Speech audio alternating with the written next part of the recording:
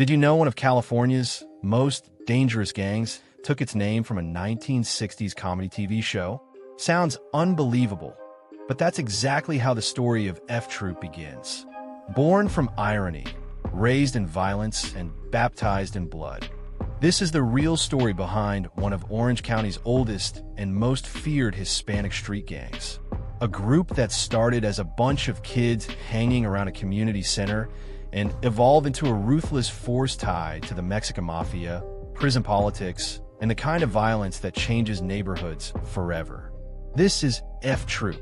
Back in the mid-1960s, Santa Ana, California, was transforming.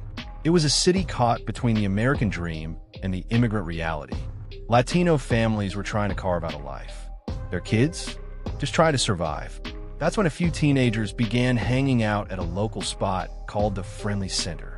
What started as a place to escape became a place to belong. They called themselves F Troop, a joke at first, named after a goofy TV show. But this wasn't fiction. These boys weren't actors, and the story they wrote, it was soaked in pain, power, and permanent consequences. By the 70s and 80s, that joke had become a name you feared. F Troop expanded, block by block, park by park. Soon, they were a network. Subsets like Salvador Park, Barrio Aria, Highland Street, East Side, and 7th Street rose under the F Troop flag. And with each new street they claimed, they changed. More than a gang, they became a machine. Drug trafficking, extortion, robberies, home invasions, drive-by shootings. These weren't isolated incidents. They were part of a system.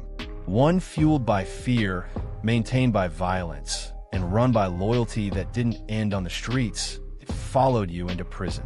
And that's where things got even more dangerous. Because prison wasn't the end for F Troop members. It was just the next chapter. Behind bars, the real power players operated. The Mexican Mafia, also known as LAIM, controlled California's Latino prison population. But their reach? It didn't stop at the prison gates. It extended into neighborhoods, cities, entire regions.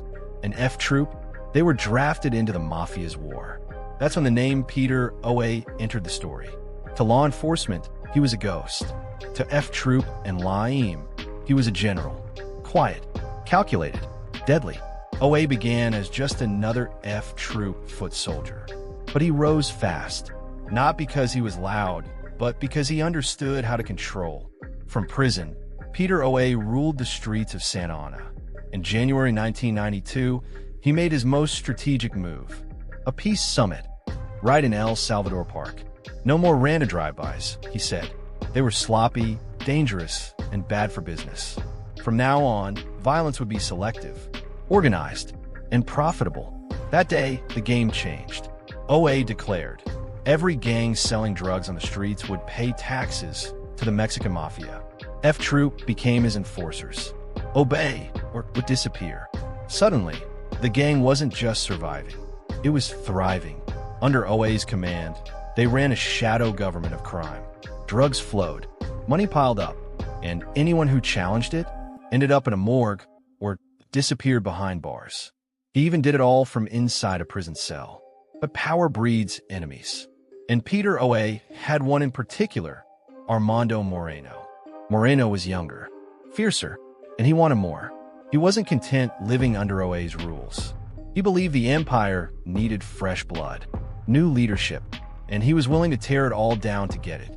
What followed were riots, threats, and a gang war with no borders. Moreno rallied soldiers. OA responded with prison politics and prison justice. But just when Moreno seemed poised to take control, his past caught up with him. He had once affiliated with a Blackstreet gang. That single fact destroyed his credibility inside the deeply racialized prison hierarchy. It was over. OA stayed on top. Moreno faded into the shadows. And F Troop marched on, until federal authorities had enough. In 2011, they launched Operation Black Flag, a sweeping takedown that resulted in 99 arrests, including Peter OA and his girlfriend, Susie Rodriguez. Charges included racketeering, conspiracy to commit murder, drug trafficking, and extortion. It was one of the biggest blows to the gang in decades. But even from prison, OA's influence lingered. He died in 2020. But the legacy still lives on, because F Troop didn't just create killers. It also forged survivors. And one of them became a legend. His name? Tito Ortiz. Yes, the UFC light heavyweight champion. The face of MMA. He was once F Troop. Tito was jumped into the gang at just 9 years old. That's right, 9. He took the beating, earned the stripes, and walked the walk. Robberies, drug use, violence. It was all he knew, until one day, a friend was gunned down in a drive-by. That moment broke him and saved him. He realized the path he was on ended in a grave or a prison cell. So he chose a different fight. Wrestling. It gave him structure, purpose, a reason to keep going. He poured everything into the sport, and eventually, he rose. Not just out of Santa Ana, but to the world stage. The same fist that once defended turf now held championship belts. He says it himself. Without wrestling, I'd be dead or in jail. Tito's story is rare, but powerful, because it proves something we don't say enough. Escape is possible, but let's be honest, most never make it out. Today, despite crackdowns, F Troop still exists, still recruits, still controls parts of Orange County. Its structure has evolved. New faces, new tech, new rules. But the mission? Still the same. Power through fear, loyalty through blood. So, what does this tell us? That gangs like F Troop are just about crime? No, they're symptoms of poverty, of broken schools, of absent fathers, of communities abandoned by opportunity and soaked in survival. F Troop started as a joke, a group of teenagers naming themselves after a sitcom, but it turned into something real and deadly. It turned kids into killers, friends into enemies, streets into graveyards. And yet, inside that tragedy are moments of redemption, of resilience, of people like Tito Ortiz who climbed out of the abyss. But how many more Titos are stuck? How many more Petes are waiting to be recruited? We've seen the problem. It's time to ask the hard question. Can this cycle ever be broken?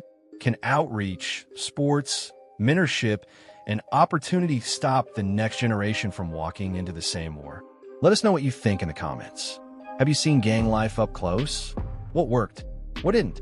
And don't forget to like, subscribe, and turn on the bell, because we're bringing you more real stories from inside the underworld. Stories that go beyond headlines. Stories that matter. This was the story of F Troop, a gang named after a joke that became anything but funny.